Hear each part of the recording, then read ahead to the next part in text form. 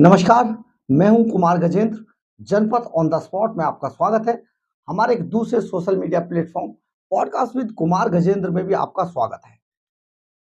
हमारे देश के इतिहास में साधु महात्मा, संत महात्माओं का एक अलग ही स्थान रहा है। संत महात्माओं को भगवान के बाद उन्हीं का रूप पृथ्वी पर माना गया है। हमारे इतिहास में भी जगह जगह ऐसे बहुत सारे उदाहरण, हमारे यहाँ जितने भी राजा हुए इतिहास के अंदर, उन्होंने अपने राजपाट को चलाने के लिए संत महात्माओं की शरण जरूर ग्रहण की। यानी कि साधु महात्मा उनके दरबार के अंदर उनको आशीर्वाद देते थे, उनके जो भी कर्म कांड होते थे उनको पूरा करते थे, पूजा अर्चना पूरी करते थे, उनके पूजा पाठ करते थे, उन्हें आशीर्वाद देते थे और सारी चीजें इन्हीं संत महात्माओं के कहने के अनुसार राजा महाराजा किया करते थे। हमारे यहाँ ये परंपरा बहुत पुरानी है और जब से हिंदुस्तान का इतिहास है तब से संत महात्माओं का इतिहास हमेशा से भगवानों के बाद रहा है या भगवानों के साथ भी रहा है। इसी कड़ी में आदि शंकराचार्य, जो पृथ्वी पर साक्षात भगवान शंकर का स्वरूप माने गए हैं, उनका भी बहुत ज्यादा महत्व है और उनको भी उसी ढंग से पूजा जाता है जिस तरीके से शंकर भगवान को माना जाता है।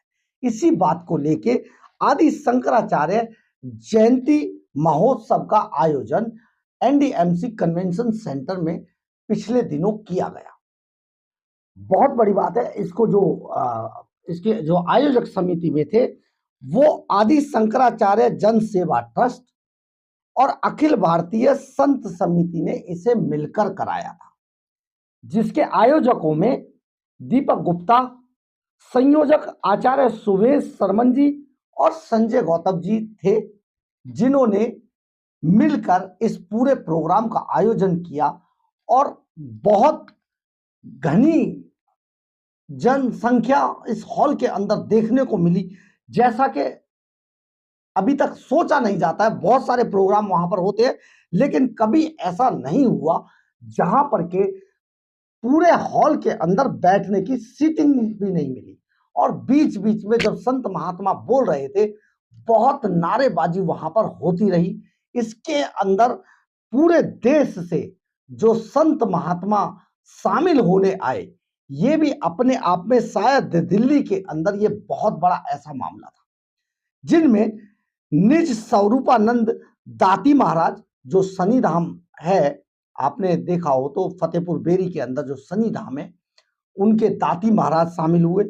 मंडलेश्वर विद्यागिरी जी महाराज, वाल्मीकि संत कृष्ण शाह विद्यार्थी जी, समस्त राष्ट्र को बधाई देते हुए कहा उन्होंने कि विश्व का प्रत्येक सनातनी भगवान आदि शंकराचार्य को स्वीकार करता है, क्योंकि कोई भी देवी देव ऐसा नहीं जिनकी स्तुति स्रोत की रचना आदि शंकराचार्य ने ना की हो।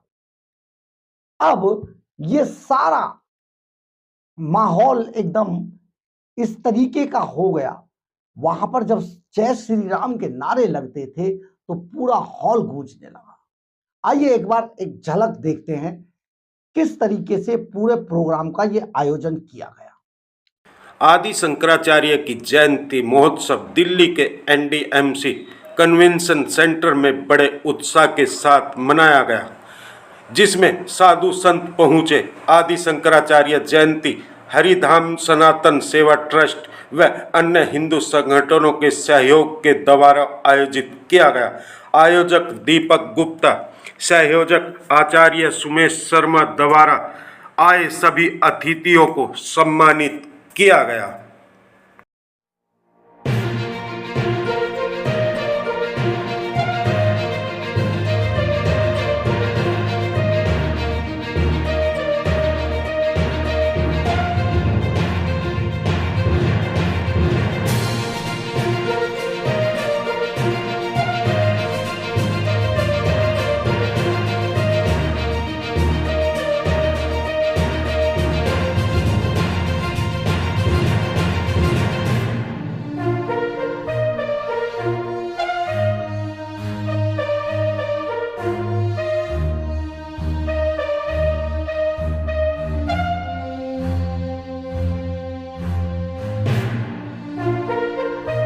मैं ये कहना चाहूँगा सनातन धर्म के संस्कारों को जिस प्रकार भगवान शंकराचार्य जी ने अपने लेकर के आचार्य का शंकराचार्य आचार्य जी का, तो उसके द्वारा पूरे भारतवर्ष में कश्मीर से लेकर कन्याकुमारी तक और कन्याकुमारी से लेकर के केदारनाथ तक जन जन तक पहुँचाया। उसी प्रकार आज समस्त साधु समाज युवाओं को सनातन धर्म के संस्कारों का पालन करना और सनातन धर्म की संस्कृति का सम्मान करना, ये आज सबको संकेत देता है। आज की जयंती का उद्देश्य बड़ा स्पष्ट है। भगवान आदि शंकराचार्य अर्थात सनातन धर्म अर्थात सनातन संस्कृति, तो इसी के विषय में ये कार्यक्रम किया है।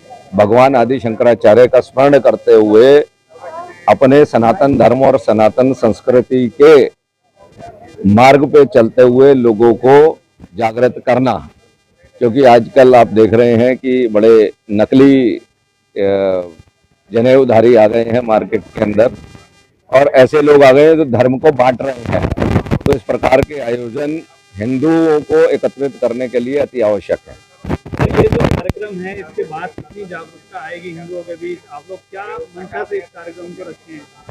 देखिए, कितनी जागरूकता आएगी ये तो मैं नहीं कह सकता, क्योंकि मैं कोई भविष्यवक्ता तो नहीं हूँ, लेकिन इतना मेरा जरूर मानना है कि कुछ तो परिवर्तन होगा। हम ये सोचकर भी कार्य नहीं कर रहे कि हम पूरा समाज बदल देंगे, लेकिन हमें इतनी आशा है कि हम कुछ ना कुछ तो बदलाव लेकर आएंगे। भगवत पाद शंकराचार्य ने 2500 साल पहले उत्तर से दक्षिण, पूरब से पश्चिम जिस भारत राष्ट्र की कल्पना की, आज कुछ मूढ़ नेता जब ये कहते हैं कि ये राज्यों का संघ है, ये राष्ट्र नहीं है, तो उनकी बातों पर हमें तरस आती है।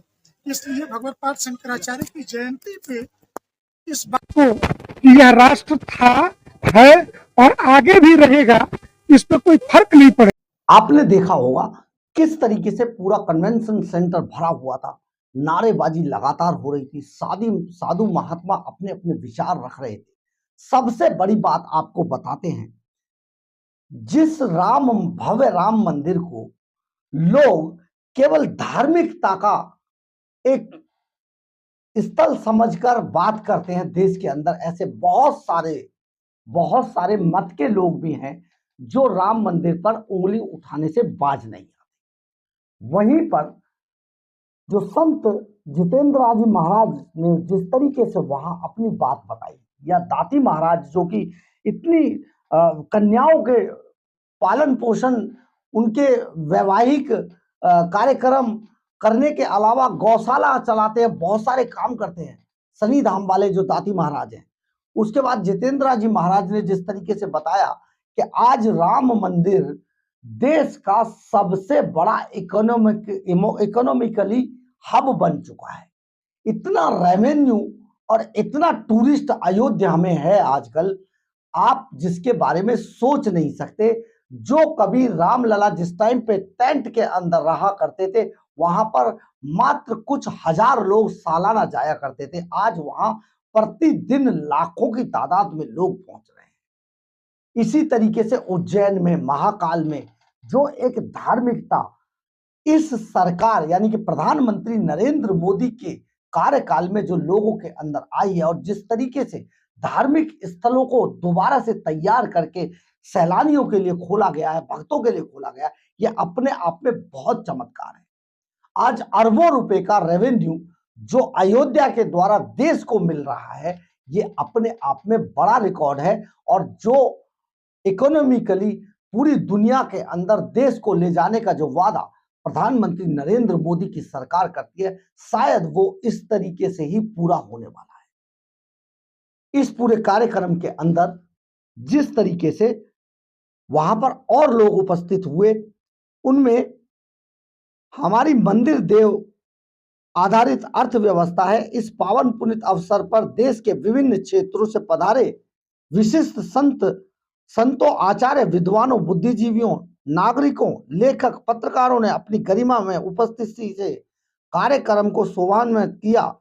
संस्कृत यूनिवर्सिटी के उनमें थे संस्कृत यूनिवर्सिटी के कुलपति श्रीनिवास वरखेड़ी जी, लाल बहादुर शास्त्री संस्कृत विद्यालय के प्रोफेसर के अनंता जी, 4 वेदों के 4 सूत्र वाक्य पर उद्घोष देने वाले विशेष रूप से भुवनेश्वर से पधारे वेद विद्वान श्री अरुण कुमार उपाध्याय जी, जो पूर्व आईपीएस भी रहे हैं।